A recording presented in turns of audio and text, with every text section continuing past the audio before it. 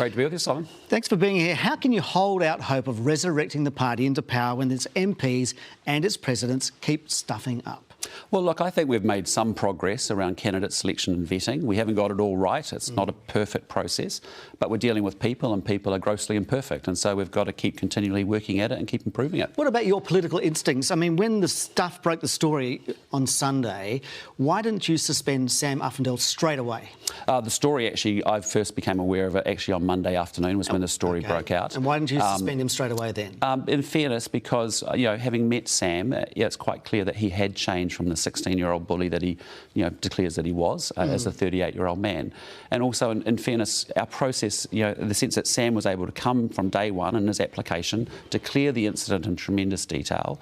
We were able to investigate it, check with other references, and importantly then make an assessment that this was a very different individual at 38 than the bully he was at 16. OK, well, we'll talk about that in a moment, but what about your political senses? I mean, surely you would suspect or worry that there'll be more to come out? Well, I mean, what I wanted to be clear on Tuesday afternoon or Tuesday evening was that actually that was the situation.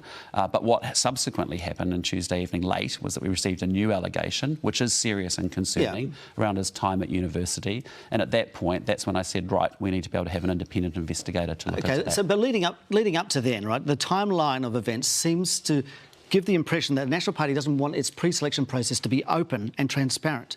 I mean, they didn't want to reveal the details about Sam Uffindell to the public ahead of the by-election. Dribs and drabs of information about the pre-selection process came out over the Monday and then the Tuesday. The staff didn't even tell you. Is it transparent enough? Well, I mean, that's the learning out of here is ideally I wanted to know earlier, not because I want to be involved in picking individual candidates. That is a responsibility of the party and the local electorates. But what I did want to know was to be able to say there's political risk. The public should be aware of this issue and be able to form their own impression and their own view in the election. Absolutely, and so you rely on the people doing that pre-selection process. One of those is Sylvia Wood. She's your new president, right? She carried out the reference checks. She's in HR. And she's supposed to be the new face of candidate selection that you're talking about. How can you trust her now? Oh, I trust Sylvia Wood completely. I've worked with her over summer as we've gone through actually trying to upgrade and improve our candidate vetting and selection processes. That she did, we heard very clearly from Sam his story in the account at King's in all of its full ugliness. And then there was a really good investigation that took place to make sure, with Sam, but also with others, to make sure that he had changed as a person. So you're still praising her even after this week? I think she's fantastic and she's going to bring a lot of good leadership and a new leadership to the National Party.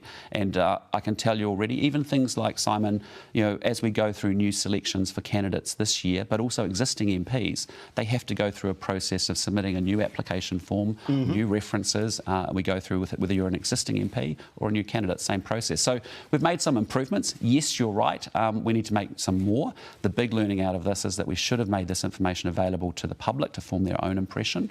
And then subsequently, we'll continue to look at that after this investigation. What does this say about your party culture? If your selection panel and the president at the time thought that, even though it's been investigated, what Sam Uffindell revealed about his past wasn't open to the public to vote on.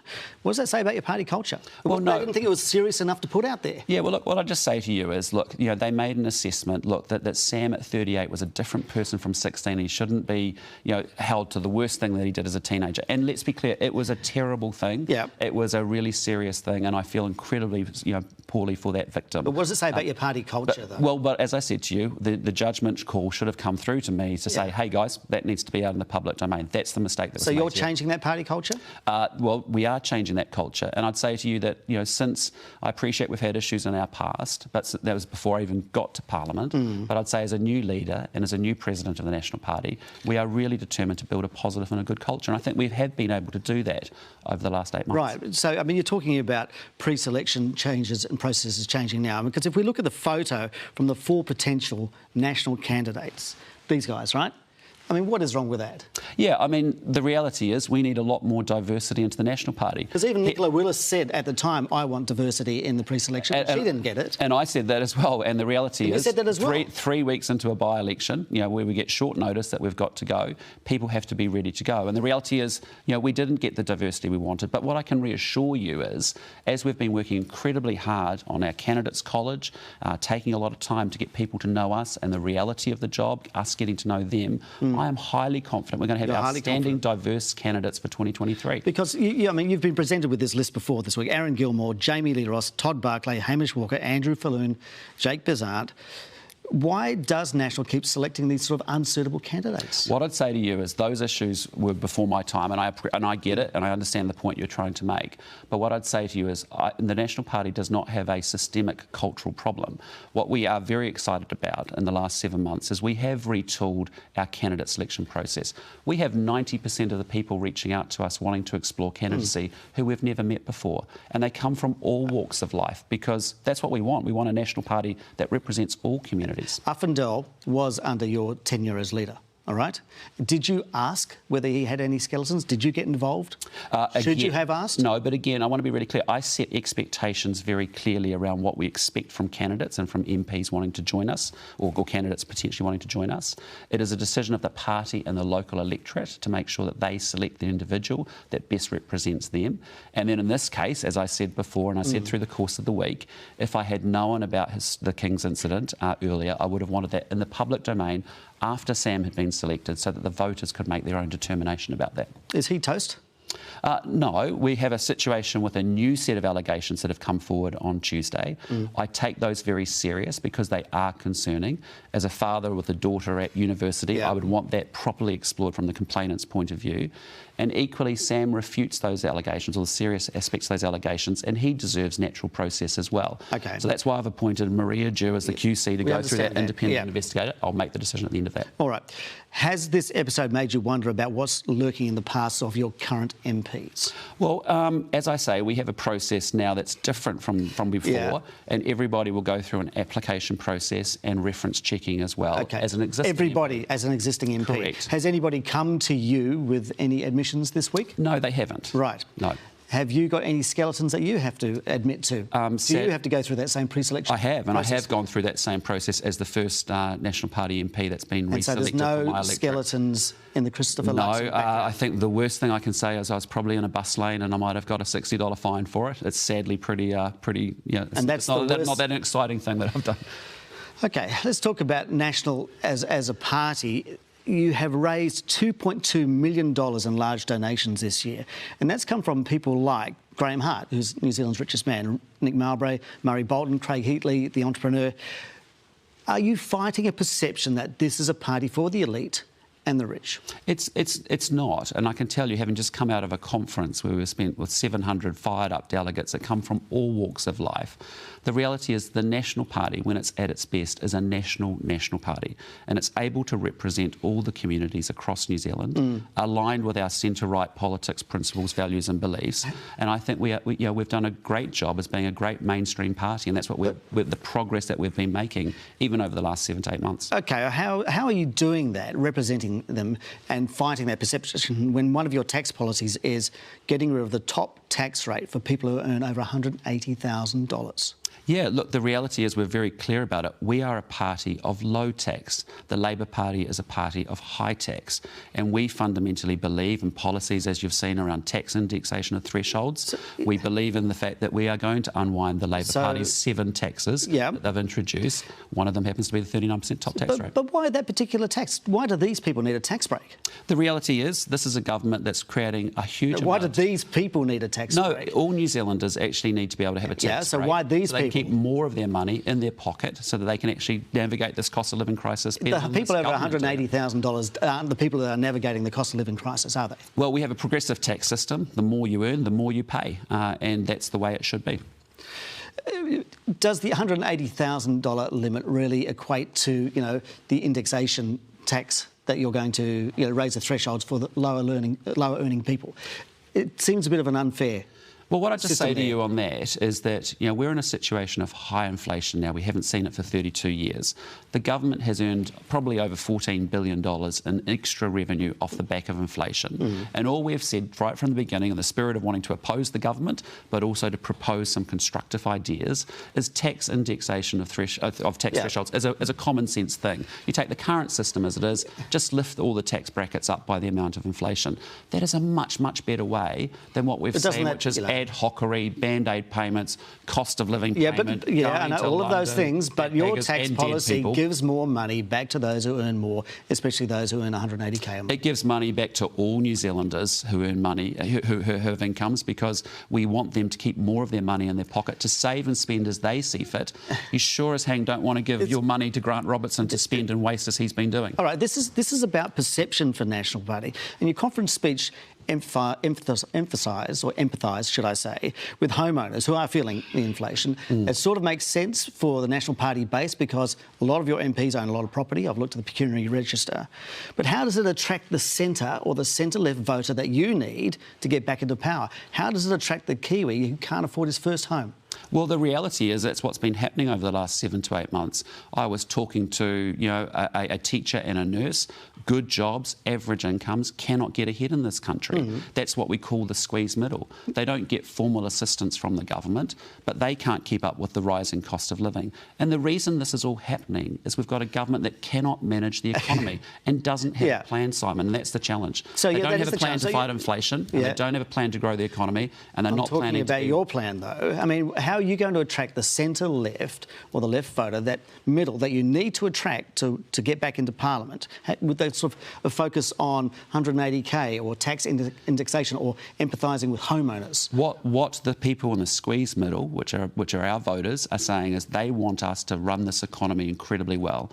When we have a good economy, we can fund great social services. When we have a good economy, we can build a great police. When we have a good economy, we can do great environment. Okay, so is it just tax indexation that's going to get back the squeeze middle? No, it's not. I mean, the reality in this country is we need a long-term growth plan. That means investing very strongly in a world-class education system at a time when over half our kids don't go to school regularly.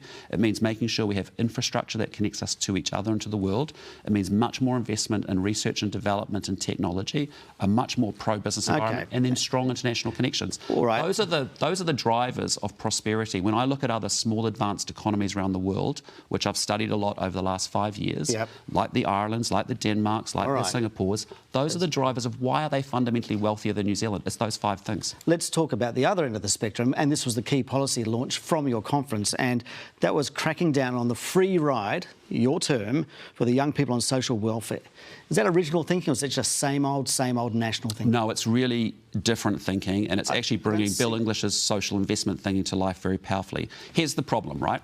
You've got a situation in New Zealand with record job shortages, low unemployment, and at the same time we have 50,000 more people on a job seeker benefit from when the government came to power. Yeah, but a lot of those are people with disability, and you're talking you're talking in particular about young people, right? The 18 to 24-year-olds. And I want to be really clear about that, because we're talking not about sole parents here. We're not talking about supported living people. We're talking about people who are on a job seeker benefit. Yeah, but job seeker is separated into 2 things: work ready and disability or health condition, right? Yes. So this particular youth policy, how many people is that going to affect? Well, the reality is this, is that we're not going to be like the Labor Party, giving up on young people, consigning them to a life of welfare. Okay, how many people? Because young people under the age of 25 on the job seeker for longer than a year is almost doubled. So how many people? So what we're going to start off with is initially a cohort of 2,000 people, because there is 13,000 young people. So 13,000. So 13,000 young people who've been on the job seeker benefit who for over a year. Okay. And so we'll start with 2,000. And but on that 13,000, I need to pick you up on that. 13,000 includes people who are on a health condition and disability. Yes, so let me take you through So if you are going to include them, are you saying that the people who are on young people on job seeker for health reasons are going to have a job coach and be sanctioned if they can't get a job? So let's just walk it through so we really understand what we're talking about here. But that's... No, hear me out. Let me answer. Okay. Let me answer. 34,000 young people under the age of 25 on job seeker benefit. You're right, about 75% of them are what we call work ready, about 25% are what we have health conditions.